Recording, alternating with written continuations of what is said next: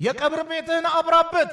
ሱብሃንአላህ። የሰው ልጅ ሰደቃ አውጣ ሲባል እጁን ይይዛል። ዑምራ ሂድ ፍሬን ይይዛል። ሐጅ ሂድ ፍሬን ይይዛል። ለመስጊድ የሆነ ነገር አዋጣ ፍሬን ይይዛል።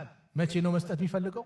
ሞት ሲመጣበት፣ ልክ ጀነት ጀሃነም ሲመለከት፣ መላእክቶች ሲያዩት፣ የዛኔ ሲያነጋግሩት ቁርአን ላይ እንድትቀሰኮ ነው።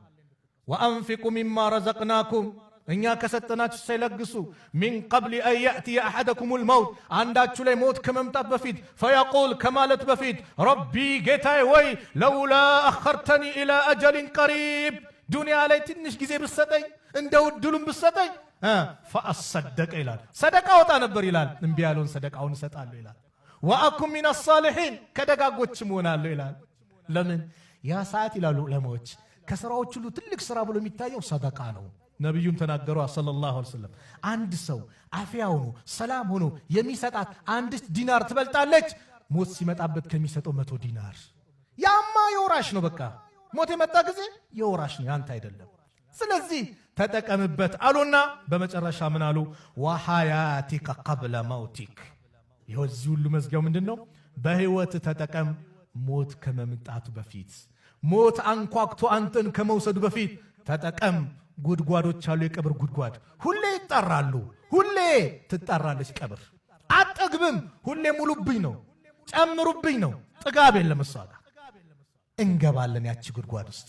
ከመግባታችን በፊት የወጣትነትንም የሁሉንም ጊዜ ልንጠቀም ይገባል። ሐሰን አልበስሪ ረሂመሁላህ አንድ ቻን አባባል አላቸው ደስ ምትል።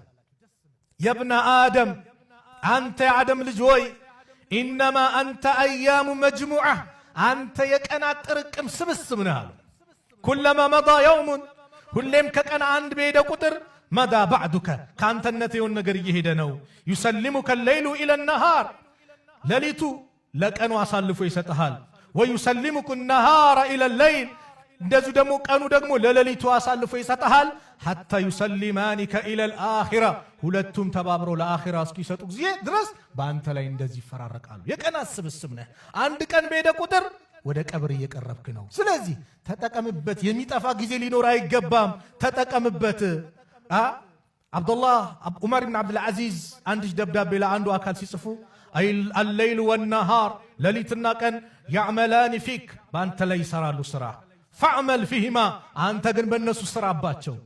እነሱ ጊዜያቸውን ይቆጥራሉ፣ አንተ ላይ ይከትባሉ መጥፎ ነገር ምንም።